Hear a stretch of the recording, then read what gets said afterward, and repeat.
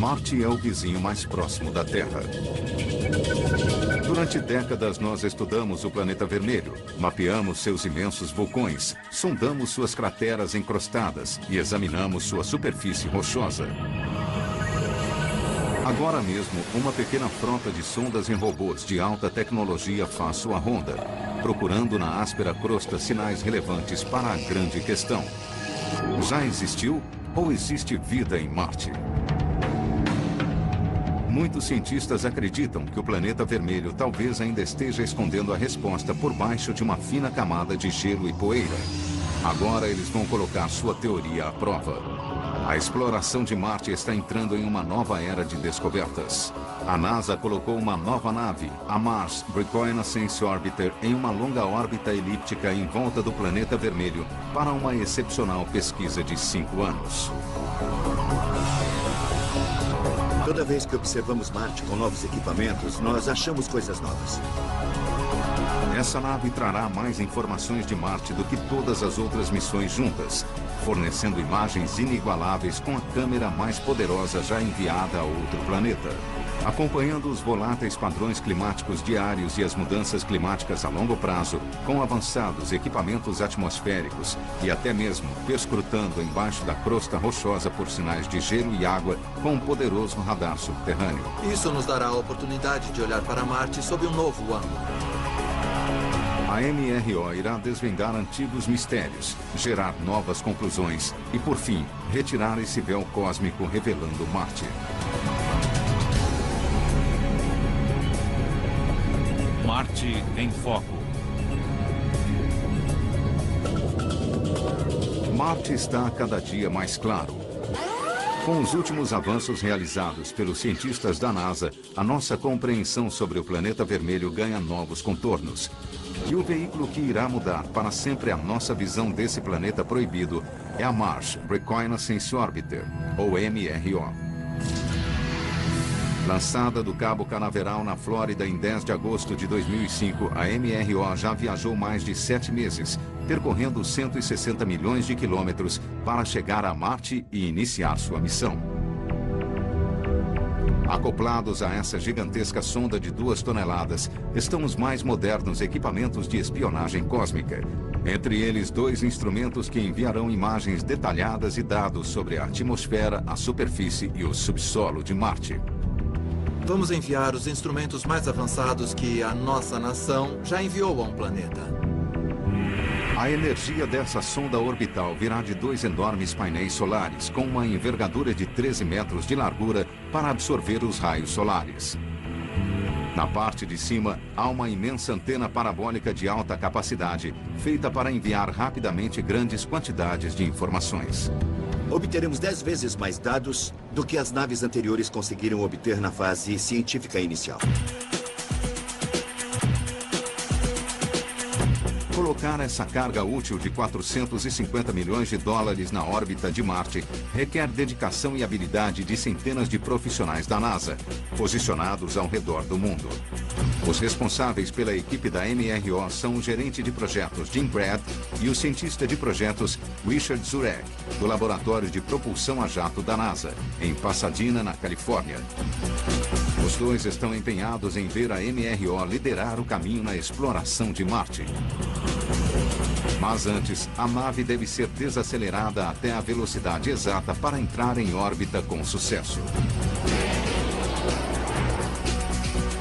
Essa enorme responsabilidade pertence a Jim Graff. Ele supervisiona a equipe de controle de missão aqui no laboratório.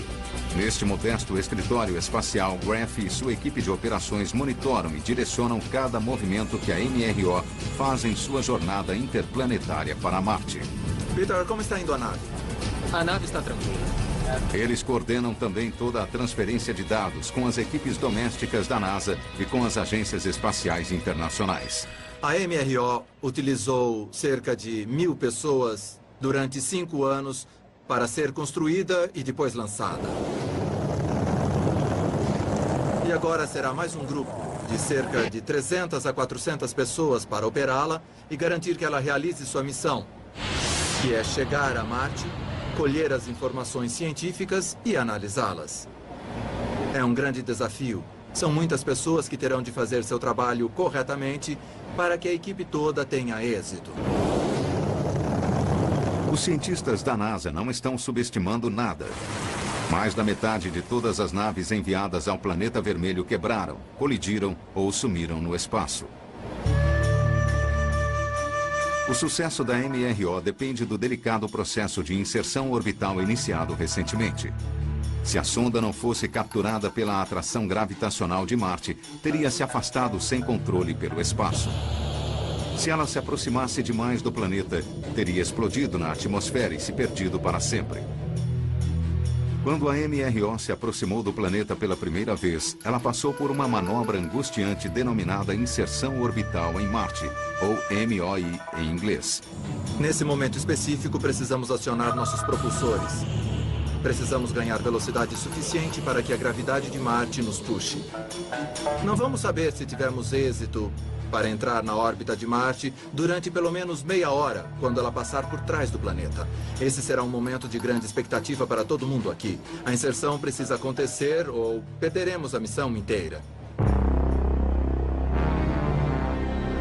Se tudo sair conforme o planejado, a primeira órbita da MRO demorará 35 horas para se completar.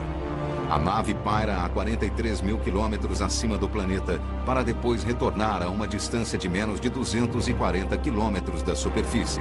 A cada volta subsequente, a MRO será desacelerada de sua velocidade máxima, de mais de 17 mil quilômetros por hora, e a grande órbita elíptica será reduzida a uma órbita quase circular. O que nós precisamos fazer é reduzir essa órbita de 35 horas para mais ou menos 2 horas. E nós faremos isso com uma tática denominada aerobrake, em que a própria nave tocará de leve a borda da atmosfera de Marte. E ela utilizará a fricção com as moléculas da atmosfera para desacelerar, algo semelhante ao que aconteceria se você estivesse andando de bicicleta e abrisse os braços para diminuir a velocidade. Durante os próximos 7 meses e mais de 500 voltas, a MRO estará a uma altitude de voo de cerca de 270 quilômetros acima do planeta, uma altitude média mais baixa do que todas as sondas anteriores. Depois, em novembro de 2006, os cientistas ativarão à distância os instrumentos da carga útil da MRO e iniciarão a fase científica primária. O Dr. Richard Zurek lidera a equipe científica da MRO. Este é um modelo da metade do tamanho da Mars Reconnaissance Orbiter, para vocês terem uma ideia. Ele e seus colegas estão ansiosos para colocar a sonda em funcionamento. Com 6 instrumentos básicos a bordo, há muitos dados a serem coletados. O objetivo principal é encontrar sinais de vida em Marte.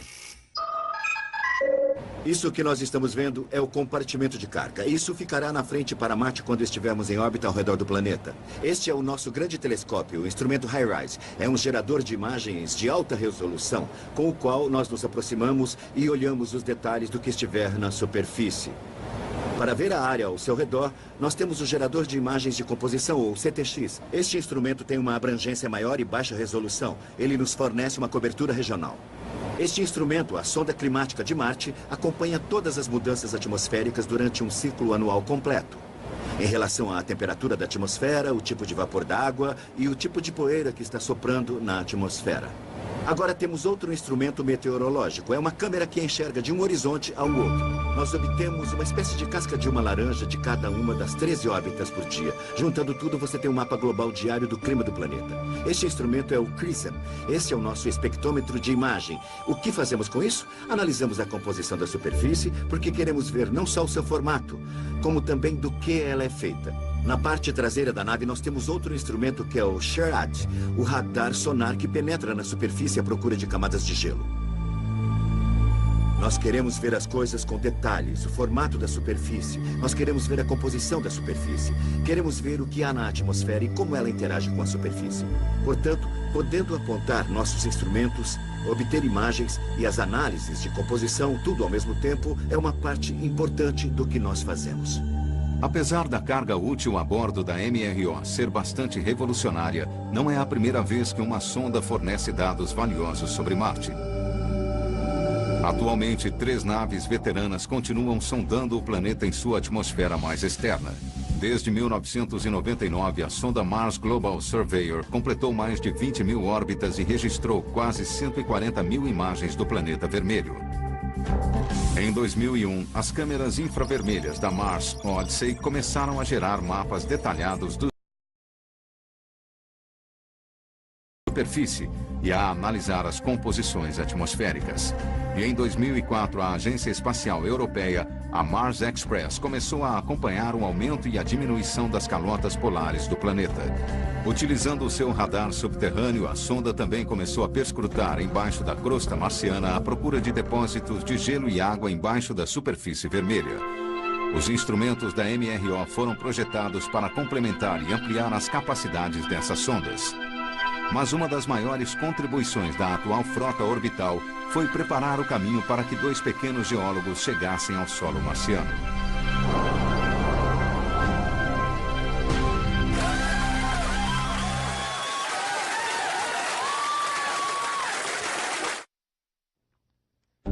Durante décadas, a resolução das imagens de Marte captadas por telescópios e sondas era baixa demais para mostrar os detalhes mais específicos que os cientistas buscavam na superfície.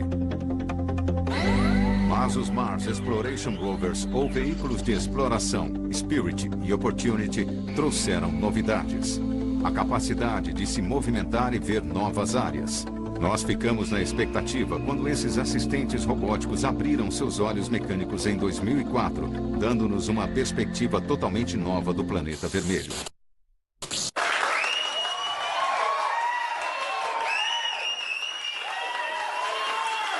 Uma visão ímpar. Um panorama de 360 graus da crosta de Marte. De repente, Marte entrou em foco. Uma superfície rochosa e desigual, pontilhada por imensas crateras e marcada por longas cadeias montanhosas. Os 2 veículos foram enviados para descobrir se as condições desta terra devastada e aparentemente estéril podem, algum dia, ter tido vida. Eles racharam, perfuraram, reviraram e analisaram as rochas de Marte, em busca de sinais de água em estado líquido, o principal ingrediente para a vida aqui na Terra. O veículo Opportunity encontrou algo primeiro. E o que seria uma atacada certeira interplanetária, ele basicamente aterrissou em uma pequena depressão apelidada de Cratera Águia, perto de um fino afloramento de rochas. Depois de poucas semanas de inspeção mais minuciosa, os cientistas da NASA deram uma notícia que chocou o mundo. Chegamos à conclusão que as rochas daqui já estiveram submersas, em água em estado líquido. Esse é o tipo de lugar que já foi apropriado para a vida. Mas isso não significa que existiu vida, isso nós não sabemos. Mas esse foi um lugar habitável de Marte em um determinado momento. Agora a pauta já havia sido dada. Já que existiu água corrente, pode ter existido vida em Marte. A NASA distribuiu suas ordens: procurar água em estado líquido e buscar condições que possam ter sustentado a vida na superfície ou embaixo dela. Marte tem apenas metade do tamanho da Terra, mas possui praticamente a mesma quantidade de terra firme, cerca de 148 milhões de quilômetros quadrados. Então, os cientistas da NASA tinham de repensar para obter uma visão bem mais abrangente. Eles precisavam de um equipamento que pudesse fotografar, mapear e analisar grandes extensões do planeta vermelho com detalhes sem precedentes. Na primavera de 2005, esse equipamento já havia tomado a forma da MRO. Uma nave capaz de colher muitas das mesmas informações colhidas pelos veículos terrestres, mas em uma órbita de 320 quilômetros acima da superfície. Os cientistas deixariam de ficar limitados a alguns pontos de Marte. Agora eles poderiam examinar o planeta vermelho por inteiro.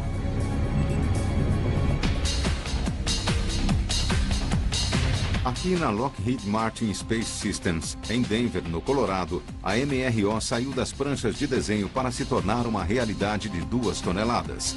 Levou 5 anos e centenas de profissionais especializados para projetar a sonda e construir os instrumentos de sua carga útil polivalente. O cientista de projetos da MRO, Richard Zurek, está presente para acompanhar a High-Rise. A câmera de alta precisão será acoplada à nave. Cada vez que levamos uma nova geração de instrumentos para Marte, a fim de vermos mais detalhes do que podíamos ver antes, nós vimos novos fenômenos. Respondemos algumas perguntas e descobrimos que aquilo que pensávamos que Marte era, não era verdade. O que faz esta sonda ser diferente é que vamos ver Marte com detalhes onde antes não era possível ver. Essa sonda servirá de ponte entre a extensa cobertura das outras sondas até a resolução mais alta que nós vimos, mas só que em alguns poucos locais. Agora nós estamos tentando descobrir qual é o melhor lugar para o próximo pouso. Serão novamente os mesmos lugares? Talvez não. A resolução mais alta virá do olho da MRO no céu, a High-Rise, ou Experimento Científico de Imagens de Alta Resolução, o maior instrumento da sonda, pesando quase 70 quilos. É a câmera mais poderosa já colocada na órbita de outro planeta.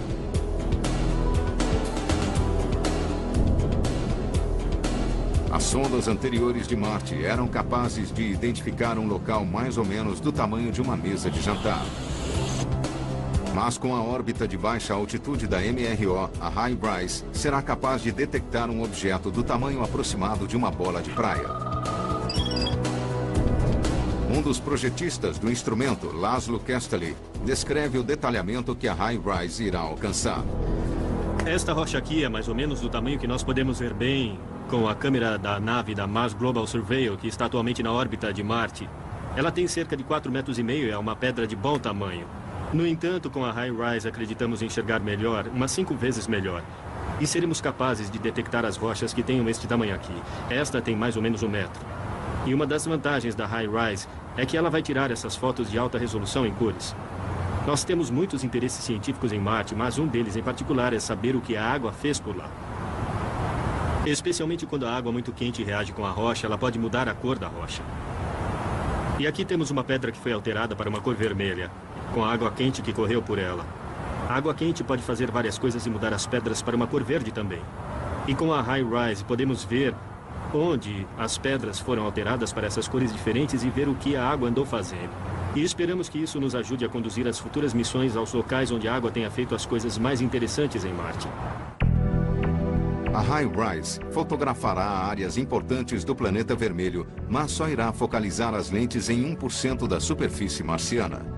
Ela irá trabalhar em parceria com o gerador de imagens de composição da MRO, ou CTX, que irá analisar grandes faixas da superfície com uma resolução bem mais baixa do que a High-Rise, em busca de áreas que despertem o interesse dos cientistas. Nas missões anteriores, a CTX teria sido a câmera de alta resolução. Esta era a melhor resolução que nós tínhamos.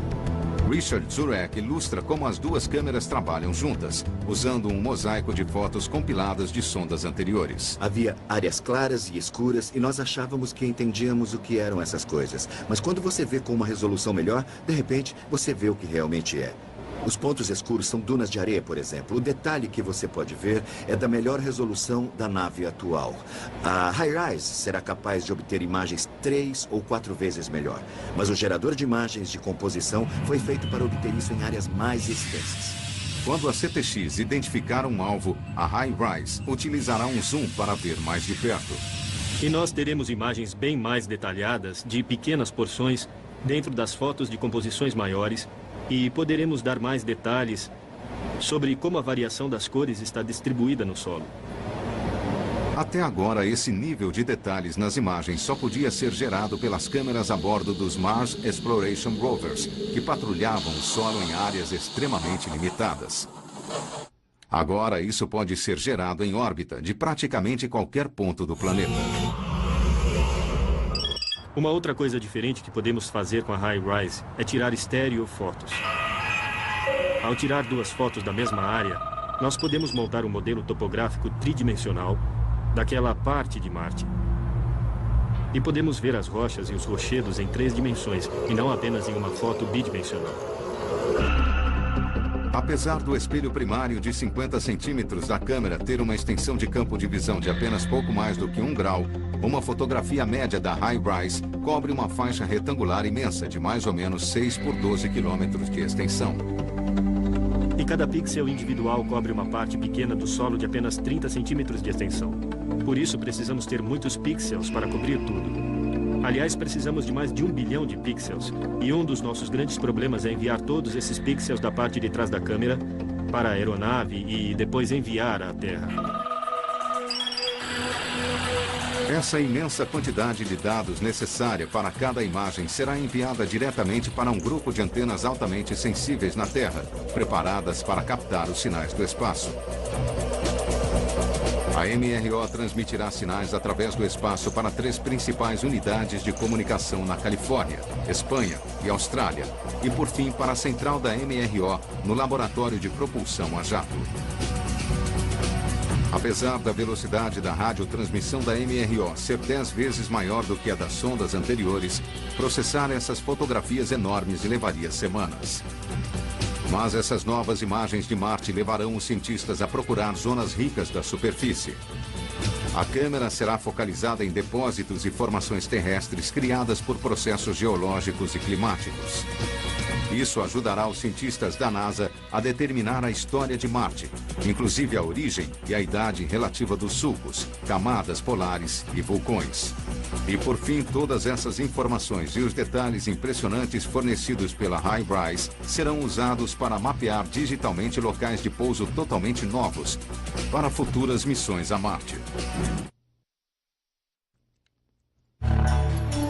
A Mars Reconnaissance Orbiter não começará a fase científica da missão até que o aerobrake tenha sido concluído com sucesso e entrado em uma órbita constante em novembro. Nos próximos 5 anos, um de seus principais objetivos será analisar a superfície de Marte em busca de sinais de água em estado líquido, o principal ingrediente da vida aqui na Terra. Durante o ano de 2004, os Mars Exploration Rovers da NASA continuaram a descobrir incríveis novas evidências de que a água em estado líquido já cobriu partes da superfície de Marte. O veículo de exploração Opportunity fez algumas das mais surpreendentes descobertas mais uma vez, após perfurar uma série de formações rochosas dentro da cratera Endurance. O que se concluiu do estudo geológico foi o retrato de um planeta que já foi repetidamente banhado por água em estado líquido. As descobertas do Opportunity na Endurance não deixaram dúvidas de que esta paisagem estéril já pode ter abrigado vida. Como resultado, a MRO será incumbida de achar mais rochas semelhantes àquelas encontradas na Endurance, mas em órbita, a quase 320 quilômetros acima da superfície. Essa é uma tarefa árdua, mas esta nave tem instrumentos poderosos capazes de determinar a composição mineral das rochas de Marte em órbita. O espectrômetro compacto de reconhecimento, ou CRISM, analisará a luz refletida pela superfície marciana. Seus sensores podem literalmente ver cada componente das cores da luz em todo o espectro, dos visíveis aos infravermelhos. Como cada minério reflete um conjunto de cores específicos, o CRISM poderá mapear a composição exata da crosta marciana. O espectrômetro irá coletar dados em seções do tamanho de uma casa, para ajudar os cientistas a se concentrarem em outras rochas que ficaram submersas na água e, potencialmente, em depósitos hidrotermais escondidos. A NASA criou o CRISM a partir de um dispositivo sensor remoto similar ao que já está em uso aqui na Terra. Esse espectrômetro se chama AVIRIS e tem sido usado para mapear tudo, desde as composições minerais dos vulcões do Havaí até o padrão de dispersão dos escombros no local das Torres Gêmeas em Nova York. O instrumento está acoplado a bordo da aeronave Twin Otter, um pequeno avião capaz de manter voo estável sobre áreas-alvo e uma velocidade baixa e constante de apenas 160 km por hora. O cientista da NASA, Dr. Robert Green, e seus colegas projetaram e construíram o AVIRIS. Oi, Tom. Oi, Bob. Como foi o voo? Um grande voo. Muito bem. Você nos trouxe um ótimo tempo. Hoje eles o colocarão para funcionar sobre os desertos da região central de Nevada para explicar como funciona o CRISM. Este é um instrumento AVIRIS que analisa imagens, fotografias da superfície terrestre, mas em vez de apenas 3 cores como nossos olhos enxergam, ele analisa 224 cores. E com essas 224 cores, nós podemos ver a interação de moléculas específicas com a luz e mapear essas moléculas. O espectro é bastante parecido com uma impressão digital. Se virmos o formato espectral de uma molécula, sabemos que essa molécula está presente. Se é um carbonato no planeta Marte, o que nós gostaríamos de encontrar, ou se é vegetação aqui no planeta Terra.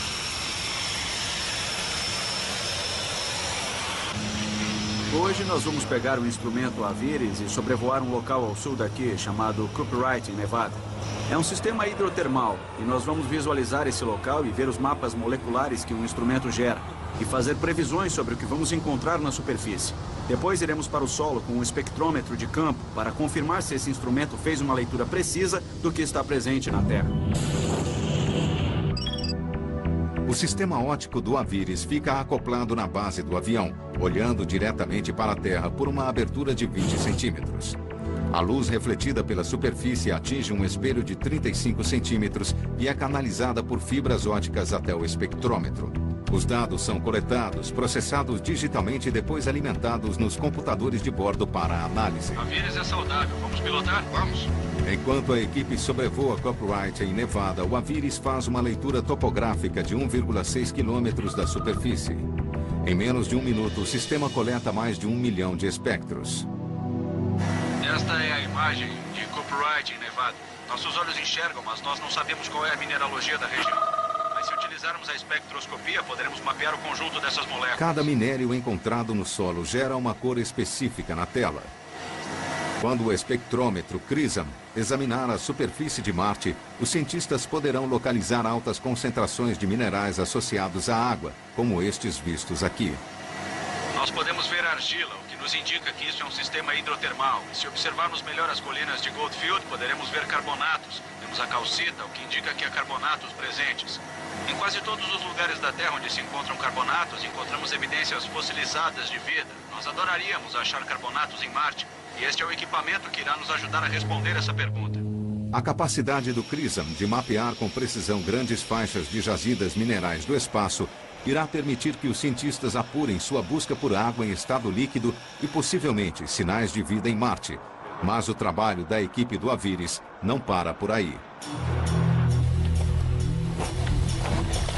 Seus dados devem ser confirmados em terra, provando que as pedras submersas na água estão localizadas onde o Aviris disse que elas estavam.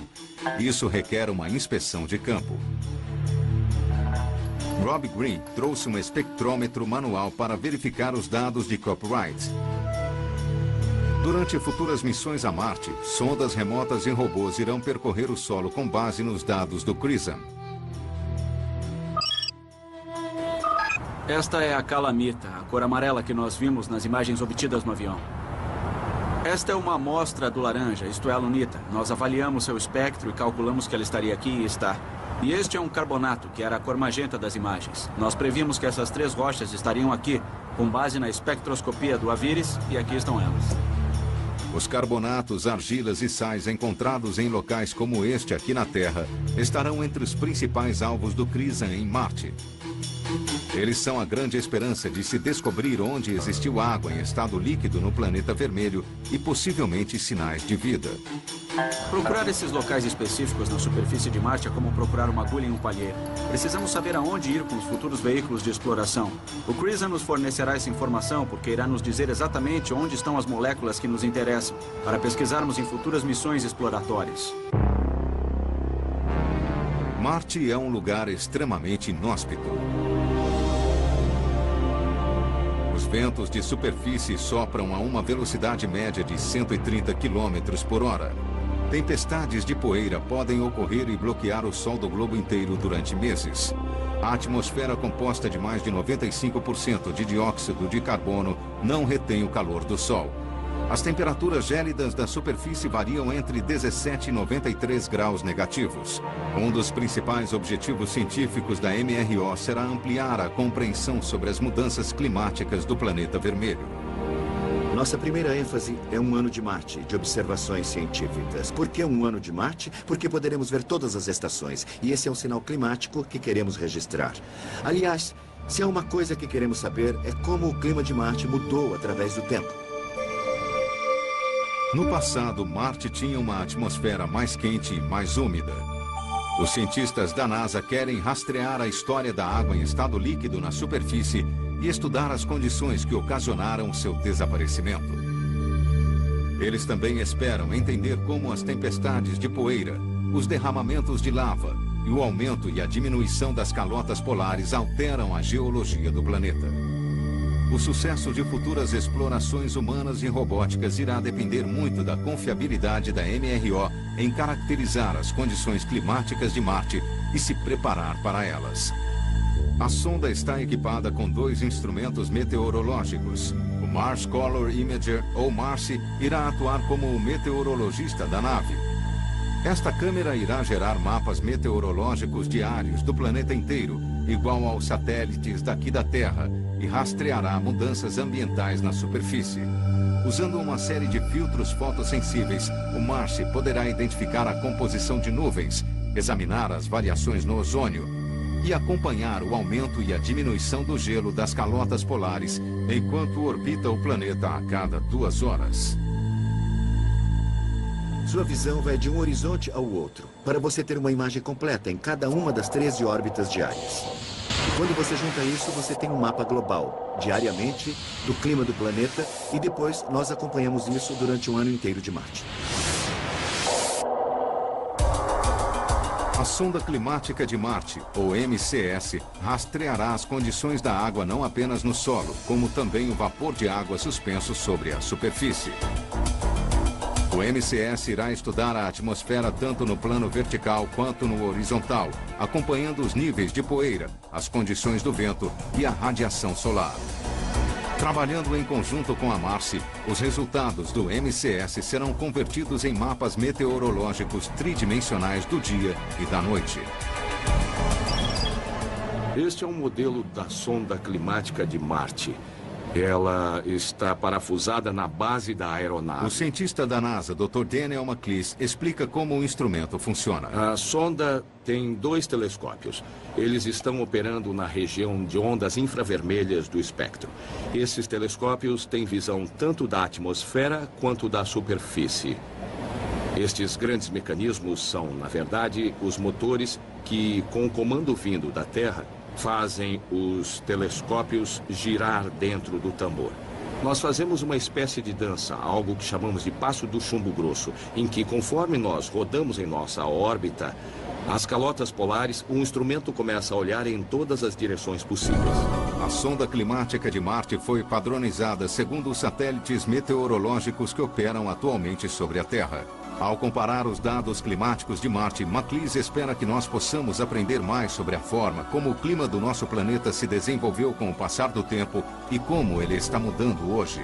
A atmosfera marciana é bem parecida com a da estratosfera terrestre, que vai muito além de onde os aviões voam, acima dos 30 mil metros de altitude. Sua característica é a baixa densidade, o que significa que a pressão atmosférica na superfície é cerca de 100 vezes menor do que a da Terra. É uma atmosfera que, de certa forma, é mais simples do que a terrestre, mas, por outro lado, é mais complexa, porque os processos são diferentes e nós só estamos começando a conhecê-los agora. Ansioso por futuras missões em Marte, o Dr. McLeese espera que a MARCI e o MCS prevejam eficazmente as condições climáticas de Marte para proteger tanto o homem quanto as máquinas. Algum dia, os seres humanos irão se locomover na superfície e morar e trabalhar, e uma das coisas que as pessoas vão querer fazer é serem capazes de prever mudanças que possam afetar negativamente o modo como elas trabalham ou até mesmo sua saúde. E em Marte, essa mudança é a rápida formação de tempestades de poeira. E essas tempestades de poeira podem efetivamente reduzir a luz solar na superfície, e certos tipos de veículos que funcionam à luz solar não funcionariam muito bem. Isso pode dificultar a visão em uma longa distância. Há muitas coisas com que você deve se preocupar. A sonda da NASA, Mars Global Surveyor, tem registrado atividades de poeira na atmosfera do planeta vermelho há mais de 6 anos. A NASA compilou dados em formato de filme que ilustram bem o efeito devastador que uma tempestade de poeira global pode ter na superfície. Nós temos o planeta aberto aqui é a longitude, nós temos o Polo Sul, o Polo Norte, nós temos um gráfico de cores que mostra pequenas quantidades de poeira em azul e grandes quantidades de poeira em vermelho. E na medida em que avançamos o filme, vocês vão ver que, no fundo, há uma pequena quantidade de poeira, se bem que nunca é zero, está sempre meio empoeirado. E há também circulação de bolhas amarelas e verdes na superfície, que é poeira sendo levantada e jogada na atmosfera. Há explosões de poeira que cobrem o planeta inteiro, e nós vamos enfrentar uma agora mesmo. Este é um exemplo de uma tempestade de poeira global em Marte. Se você estivesse na superfície do planeta neste momento, o Sol ficaria obscurecido. Você olharia de um horizonte ao outro e veria um brilho em todas as direções.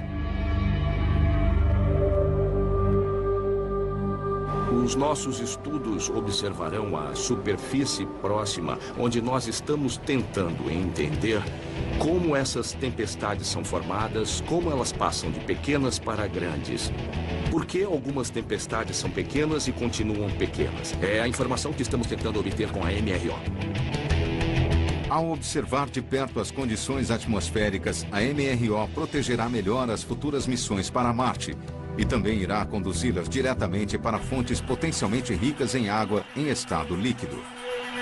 Mas a NASA quer que a MRO ainda vá além. A bordo da sonda de reconhecimento está um novo e poderoso radar subterrâneo, o SHARAD.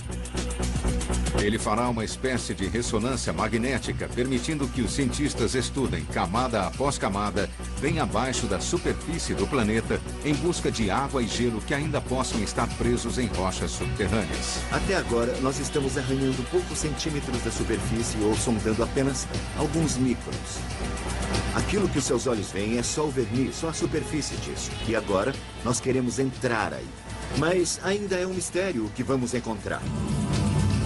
O instrumento SHARAD, ou radar sonar, enviará as ondas de rádio para cima, atravessando 800 metros até a crosta do planeta. Depois, os receptores a bordo da MRO irão gravar e analisar os ecos para mapear as camadas subterrâneas. A profundidade e a composição da geologia de Marte podem ser determinadas pelo tempo que cada um dos sinais demorar para chegar à aeronave. Com o SHARAD, a espaçonave deverá ser capaz de detectar água em estado líquido ou sólido em camadas subterrâneas com espessura de até 10 metros. Até agora, a sonda da Agência Espacial Europeia, a Mars Express, era a única espaçonave equipada com um radar de penetração de solo, denominado MARSIS. Ele pode penetrar cerca de 5 quilômetros para dentro da crosta marciana e já encontrou sinais de gelo e água subterrâneo em áreas localizadas. A antena de 10 metros da MRO irá se voltar para camadas mais rasas do que o radar da Mars Express, mas irá retornar imagens de alta precisão muito maiores. Ela será usada para estudar camadas subterrâneas de gelo, rochas e, possivelmente, de água em estado líquido que possam estar acessíveis pela superfície e para sondar a estrutura interna das calotas polares de gelo do planeta. Nós queremos ver se a parte de cima da superfície, que nós sabemos que tem um pouco de gelo, é apenas a ponta do iceberg ou se é, na verdade, uma parte de um subsolo mais profundo e permanentemente congelado. Se for muito profundo, pode realmente conter a água que estava na atmosfera bem no início da história do planeta. A próxima missão da NASA ao Planeta Vermelho será uma viagem de reconhecimento ao Polo Norte marciano. A tarefa será incumbida à nova sonda conhecida como Fênix. Data de lançamento, verão de 2007.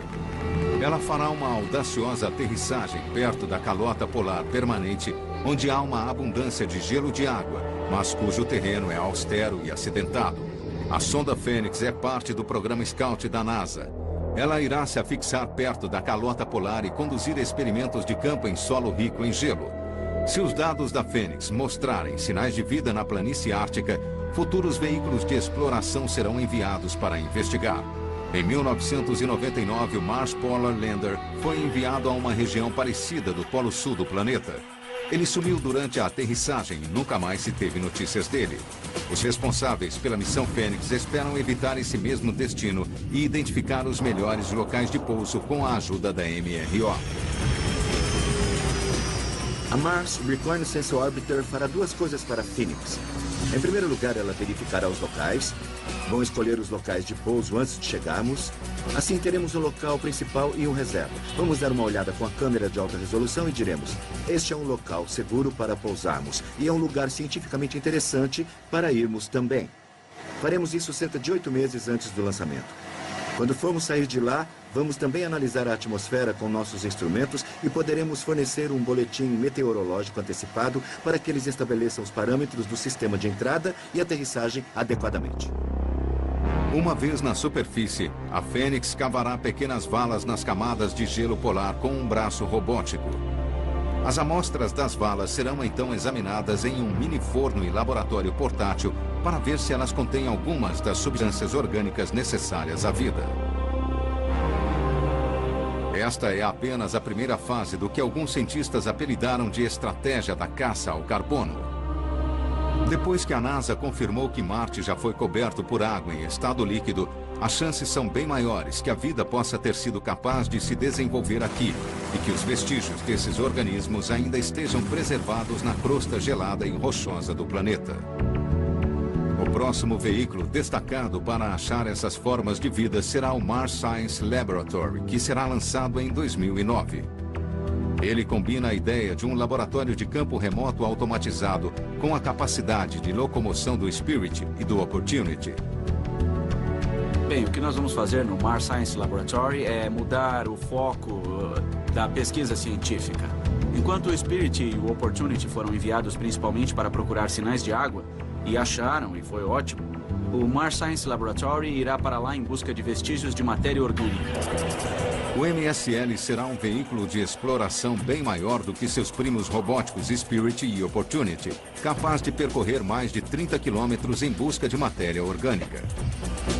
Mas o peso adicional de seu motor e de seu laboratório de bordo pode comprometer a segurança da aterrissagem.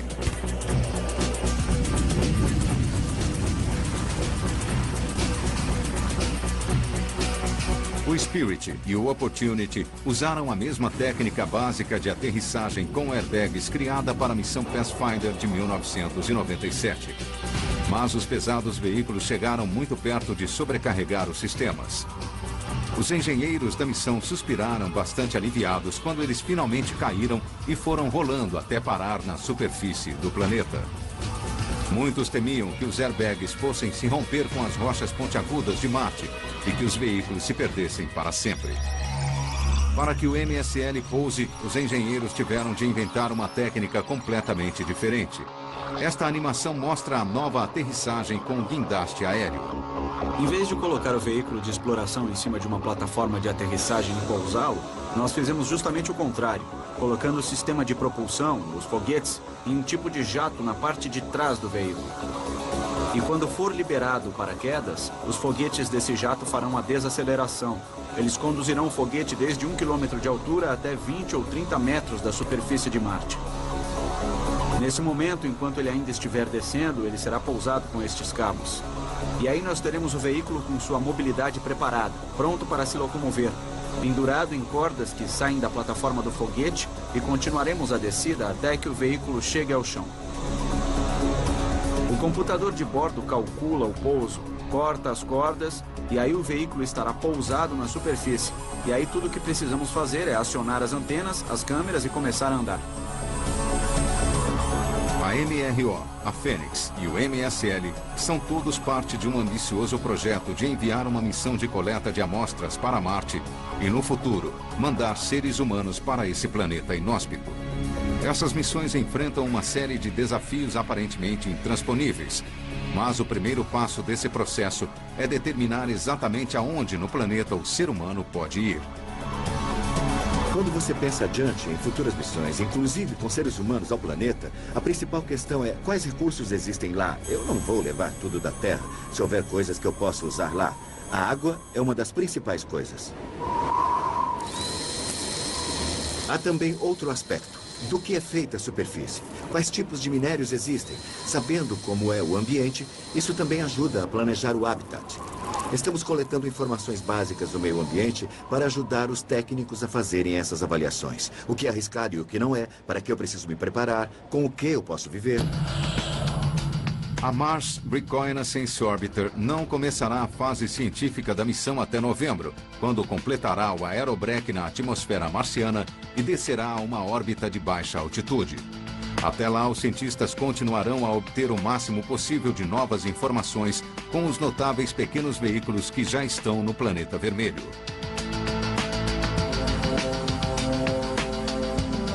Ninguém sabe quando o Spirit e o Opportunity finalmente irão parar. Os dois veículos já passaram do prazo de validade, mas continuam em condições operacionais, mas não há como limpá-los. E o acúmulo da poeira de Marte em suas células solares pode em breve fazê-los morrer de fome. E também existe a possibilidade de que um de seus componentes elétricos básicos acabe pifando. Se isso acontecer, os veículos podem repentinamente parar de responder e nunca mais serem localizados. Vai ser duro quando esses veículos pararem. Eu não vou mentir, vai ser um momento muito difícil para nós. Isso porque eles fizeram muitas coisas. Se eles tivessem parado no começo, se tivessem parado logo depois que nós o enviamos a Marte, teria sido duro de aceitar, mas eles já descobriram tantas coisas que eu acho que quando nós finalmente os perdermos, eles vão ter uma morte muito digna. Sob a supervisão dos cientistas da NASA, a Mars Reconnaissance Orbiter dará o próximo grande passo na exploração de Marte, mapeando a superfície, procurando água e buscando sinais de vida no planeta vermelho. Uma coisa fascinante em Marte é que toda vez que nós o observamos com novos equipamentos, nós vemos coisas novas. Marte está sempre revelando alguma coisa toda vez que chegamos e pesquisamos. Em 2010, quando concluirmos a missão da MRO, teremos reescrito os livros científicos sobre Marte.